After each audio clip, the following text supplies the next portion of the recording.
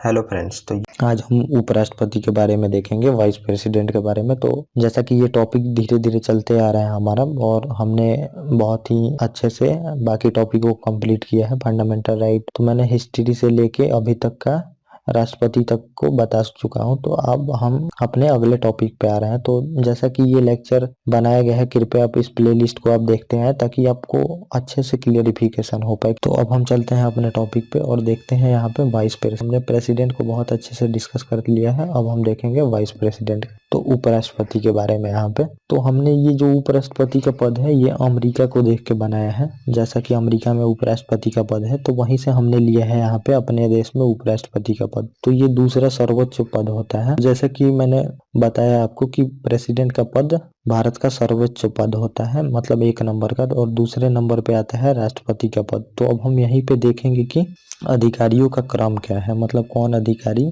Top पे आते हैं और कौन उनसे नीचे आते हैं पावर। तो इसमें अधिकारियों का क्रम बताया जाता है। ये भी एग्जाम में पूछ लेता है क्रम लगाने के लिए, या तो आपको मिलान करने में पूछ लेगा या फिर डायरेक्टली ही पूछ देता है। तो ये जानना हमारे जरूरी है। अब होते तो बहुत सारे हैं लेकिन जो भी इम्पोर्टेंट है कुछ ऊपर के ये मैंने आपको बता दिया है। तो पहला आता है सबसे पावरफुल में राष्ट्रपति, दूसरा आता है उपराष्ट्रपति, और उपराष्ट्रपति के बाद आते हैं हमारे प्रधानमंत्री, और उसके बाद आते हैं राज्यों के राज्यपाल अपने अपने राज्यों में, और 5वें नंबर पे आते हैं यहाँ पे पूर्व राष्ट्रपति, मतलब जो भी राष्ट्रपति पहले रह चुके हैं वो आते हैं, और 6ठे पे आते हैं मुख्य न्यायाधीश और लोकसभा अध्यक्ष। तो इनको दोनों को बराबर माना जाता है। और 7वें पे आते हैं उप प्रधानमंत्री और संघ के कैबिनेट मंत्री, और भी बहुत सारे हैं। तो आप वो देखना चाहे तो देख सकते हैं, लेकिन मेनली जो हम एग्जाम का तैयारी का मैं बता रहा हूँ उसमें इससे ज्यादा आपको नहीं पूछा जाएगा, और जो भी और भी एग्जाम होगा तो उसमें इससे ज्यादा नहीं पूछा जाएगा, क्योंकि फैक्ट भी पूछा जाता है जो इम्पोर्टेंट होता है। ये नहीं कि फैक्ट में कुछ भी पूछा जाता है। ये इम्पोर्टेंट था आपके लिए जो मैंने यहाँ पे बता दिया। तो अब हम आगे देखते हैं,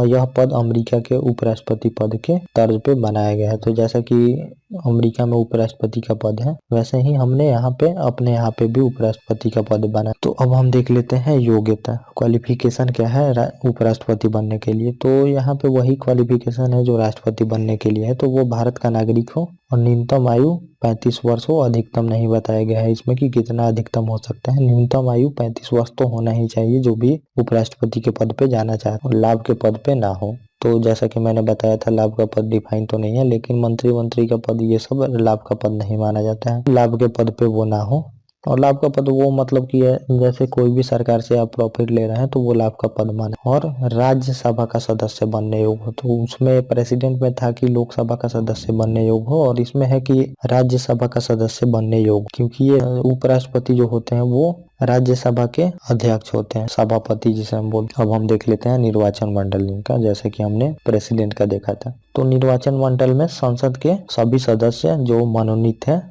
वो भी भाग लेते हैं, और जो निर्वाचित होते हैं वो भी भाग लेते हैं। तो इसमें ये प्रोविजन दिया गया है मनोनीत का, क्योंकि उपराष्ट्रपति किसी को मनोनीत नहीं करते हैं संसद में। जैसे 12 सदस्य राज्यसभा में होते हैं तो वो राष्ट्रपति करते थे, तो उनको इस वजह से मना किया गया था इन लोगों को वोट करने के लिए राष्ट्रपति चुनाव में, ताकि वो राष्ट्रपति के फेवर में ही वोट ना कर दे। लेकिन यहाँ पे है कि उपराष्ट्रपति में ये वोट कर सकते हैं, क्योंकि उपराष्ट्रपति इनको नॉमिनेट नहीं करते हैं। इस वजह से ये यहाँ पे राष्ट्रपति चुनाव में भी भाग लेते हैं। और आर्टिकल 66 के तहत एकल संक्रमणीय प्रणाली के द्वारा अनुपातिक और गुप्त मतदान से इसमें वोटिंग होता है। तो जैसा कि हमने राष्ट्रपति में देखा था कि एकल संक्रमणीय पद्धति के बारे में मैंने बहुत अच्छे से बताया था। तो कृपया आप पीछे वाले वीडियो को देख के इस वीडियो को देखें तो काफी अच्छे से ये सब चीजें समझ में आएगी। तो मैंने बताया था कि वोटर उसमें कर में वोट देते हैं, 1 2 3 प्रेफरेंस में देते हैं कि 1 नंबर पे मैं ए को चाहता हूँ, 2 नंबर में मैं बी को चाहता हूँ राष्ट्रपति बनना या उपराष्ट्रपति बनना, ये होता है इसमें।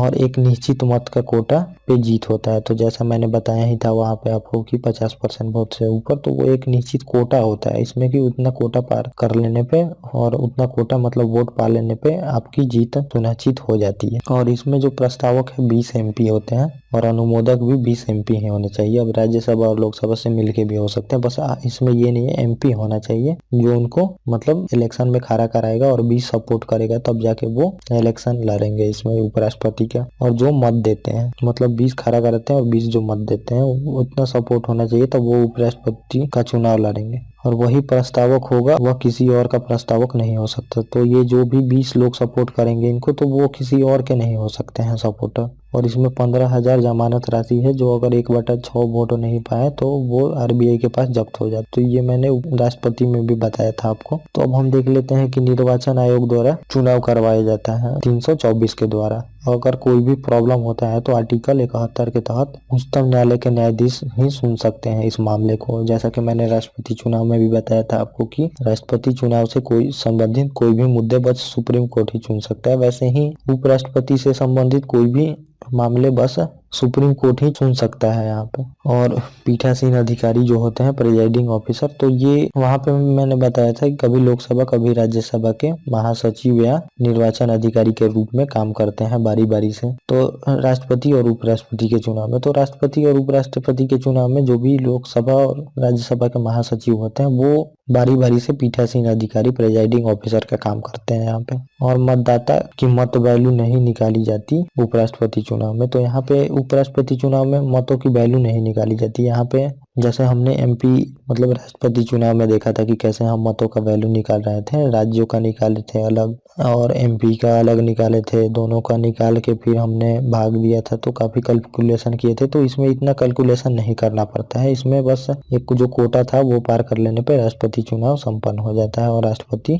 इलेक्शन जीत जाते हैं। और किसी की ना उपस्थिति में भी चुनाव होगा संसद का। तो संसद में अगर मान लीजिए कि कोई सदस्य नहीं भी है तब भी चुनाव ये होता है। अगर कोई सदस्य नहीं है, चाहे कोई सदन खाली है, तब भी ये राष्ट्रपति का चुनाव होगा ही। और शपथ अनुसूची 3 में नहीं होता है इन लोगों का। और राष्ट्रपति शपथ दिलवाते हैं इनको संविधान के प्रति निष्ठा की। तो राष्ट्रपति में आप देखे थे कि राष्ट्रपति संविधान की रक्षा की शपथ लेता है और ये संविधान के प्रति निष्ठा की शपथ लेते हैं और राष्ट्रपति इनको शपथ की दिलाता है। अब हम आगे देख लेते हैं कि आखिर में इनका कार्यकाल क्या है। तो कार्यकाल इनका 5 वर्ष का होता है। तो कार्यकाल का हमारे यहाँ पे 5 वर्ष का ही प्रोविजन है अधिकतर। जैसे पीएम का भी 5 वर्ष का कार्यकाल होता है, सीएम का भी 5 वर्ष, गवर्नर का भी 5 वर्ष, सीएम का भी कार्यकाल 5 वर्ष। तो इन लोगों का 5 वर्ष का ही हमने अधिकतर सबका रखा है। पंचायत भी चुनाव में 5 साल का ही कार्यकाल होता है। और कार्यकाल से पहले खाली हो तो अगर इनका पद, तो यथाशीघ्र चुनाव होता है। इसमें संविधान में ये नहीं दिया गया है कि 6 महीने में ही चुनाव होगा। इसमें बोला गया है बस यथाशीघ्र चुनाव होगा,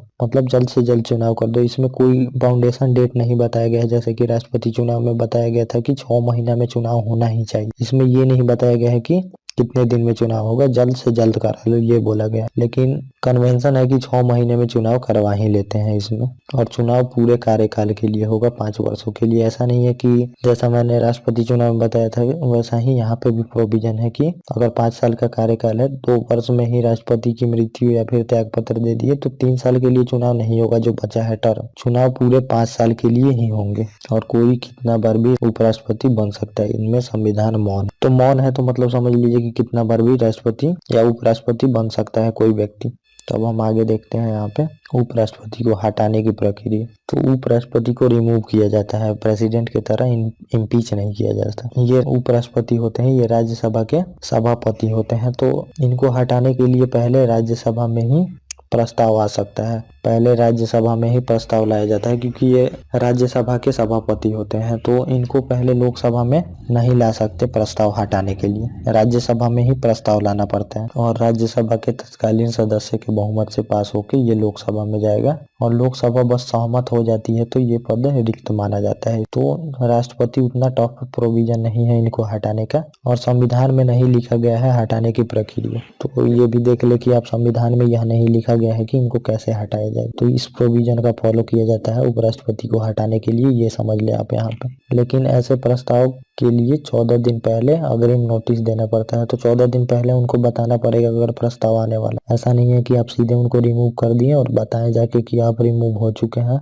आपको पहले बताना पड़ेगा तब जाके रिमूव करिएगा। और अब हम देख लेते हैं कार्य और उनकी शक्ति क्या है, क्यों ये पद बनाया गया। तो कार्य और शक्ति से ही पता चलता है कि इस पद की इम्पोर्टेंस क्या थी। तो आर्टिकल 64 जो है इसमें दिया गया है राज्यसभा के पदेन सभापति होते हैं लोकसभा के अध्यक्ष के बाद ही। तो जैसे कि लोकसभा के काम है और उन काम को पूरा करने के लिए लोकसभा अध्यक्ष होते हैं, गाइड करने के लिए मॉनिटरिंग का काम करते हैं। वैसे ही राज्यसभा में जो भी काम होते हैं तो उनके मॉनिटरिंग के लिए उपराष्ट्रपति का पद बनाया गया है। और पदेन सभापति मतलब समझ लीजिए कि पद पे हो तो कोई और पद नहीं धारण कर सकता, मतलब एक साथ दो पद पे नहीं रह सकते, एक ही पद पे रह सकते हैं। अगर उपराष्ट्रपति हैं तो पद पे रहते हुए एक ही पद पे रह सकते हैं, किसी और पद पे नहीं रह सकते हैं वो। और अमेरिका के उपराष्ट्रपति के भांति ही जो अमेरिका का सीनेट है उच्च सदन, उसमें सभापति होते हैं, वैसे ही हमने यहाँ पे इनको राज्यसभा जो हमारा अपर हाउस है उसका सभापति बनाया है। अमेरिका से देख के ही हमने उपराष्ट्रपति का पद अपने यहाँ इम्प्लीमेंट किया है। और वेतन राज्यसभा के सभापति के रूप में मिलता है, ऐसा नहीं है कि इनको उपराष्ट्रपति के रूप में वेतन मिलता है। ये राज्यसभा सभापति का काम करते हैं तो उसी के रूप में इनको सैलरी दिया जाता है। अनुसूची 2 में यह नहीं है, तो वेतन जो 2 में दिया गया है, जो मैंने अनुसूची आपको बताया था, तो उसमें इनका अनुसूची 2 में वेतन के बारे में नहीं बताया गया। तो आप कृपया उस वीडियो को देखें ताकि आपको अच्छे से समझ। और राज्यसभा सदस्य नहीं फिर भी सभापति और निर्णायक वोट दे सकते हैं। तो राज्यसभा के ये सदस्य तो नहीं है, लेकिन फिर भी अगर जो भी वहां पे डिस्कशन हो रहा है और उस पर वोटिंग हो रहा है, अगर टाई हो गया तो उस पे ये निर्णायक मत दे सकते हैं उपराष्ट्रपति। तो ये चीज आप ध्यान रखिएगा, काफी ये सब क्वेश्चन कंफ्यूजन के आते रहते हैं हर एक एग्जाम में। तो अब हम देख लेते हैं आर्टिकल 65, राष्ट्रपति का पद रिक्त। तो उपराष्ट्रपति जो है वो राष्ट्रपति के रूप में कार्य करते। तो अमेरिका में भी इसीलिए बनाया गया था कि अगर राष्ट्रपति की कुछ भी सिचुएशन में अगर पद रिक्त हो जाता है तो वहाँ के उपराष्ट्रपति राष्ट्रपति के पद के ऊपर कार्य करते हैं। वैसे ही हमने यहाँ पे बनाया। तो अगर प्रेसिडेंट का पद कैसे भी खाली हो जाता है तो यहाँ पे उपराष्ट्रपति राष्ट्रपति के रूप में कार्य करते हैं। और उस समय सभी राष्ट्रपति के सुविधाएं, जो राष्ट्रपति को सुविधा मिलती है, वेतन भत्ते, ये सब उनको भी मिलेगा। और राज्यसभा के सभापति वाली कोई भी सुविधा नहीं मिलेगी। तो जब भी ये राष्ट्रपति के रूप में कार्य करेंगे तो राष्ट्रपति को जो भी पेंशन, भत्ता, सैलरी वगैरह ये सब मिलते हैं सुविधा, तो ये उपराष्ट्रपति को मिलने लगेंगे। और वहां पे जो सभापति के रूप में इनको सैलरी वगैरह मिलते थे वो नहीं मिलेंगे। और उस समय राज्यसभा के जो उप सभापति होते हैं वो सभापति के रूप में काम करेंगे। तो ये सब चीजें हम सभापति उप सभापति आने वाले वीडियो में बहुत अच्छे से देखेंगे, तो आपको अच्छे से क्लियर होगा। अब बस यहाँ पे आप ये समझ लीजिए कि जब वहां से ये उपराष्ट्रपति राष्ट्रपति के रूप में कार्य करेंगे तो जो सभापति का पद खाली हुआ है तो राज्यसभा का उप सभापति सभापति के रूप में कार्य करने लगेगा वहां। और राष्ट्रपति का पद धारण तो फिर शपथ लेगा। तो मैंने बताया भी था कि राष्ट्रपति का पद 1 घंटे के लिए भी अगर कोई व्यक्ति लेता है तो उसको एक मतलब शपथ लेनी ही होगी। और मान लीजिए कि राष्ट्रपति का पद जो है उपराष्ट्रपति भी नहीं है और राष्ट्रपति भी नहीं है, मान लीजिए दोनों का डेथ हो गया या फिर रिजाइन दे दिए दोनों साथी में, तो राष्ट्रपति का पद तो कभी खाली नहीं रह सकता। इस वजह से इसमें प्रोविजन है कि सुप्रीम कोर्ट के जो मुख्य न्यायाधीश होते हैं वो राष्ट्रपति के रूप में कार्य करते हैं। अगर मान लीजिए मुख्य न्यायाधीश भी नहीं है तो जो भी वरिष्ठतम न्यायाधीश होगा वो करेगा राष्ट्रपति के रूप में कार्य। तो राष्ट्रपति के रूप में ये कार्य कर चुके हैं वीवी गिरी और वीजी जति। तो ये 2 लोग उपराष्ट्रपति से राष्ट्रपति के रूप में कार्य कर चुके हैं। तो ये मैंने बता दिया यहाँ पे आपको। तो हमने उपराष्ट्रपति का चैप्टर भी देख लिया यहाँ पे। तो ये बहुत ही शॉर्ट में मैंने नोट्स आपको बना दिया था ताकि आप लोगों को दिक्कत ना हो सके, क्योंकि नोट्स ऐसा होना चाहिए कि आप लोगों को जल्दी से जल्दी आप उसको रिवीजन कर सके और कंप्लीट कर सके कोई भी टॉपिक को जल्दी से जल्दी। Okay guys, thank you.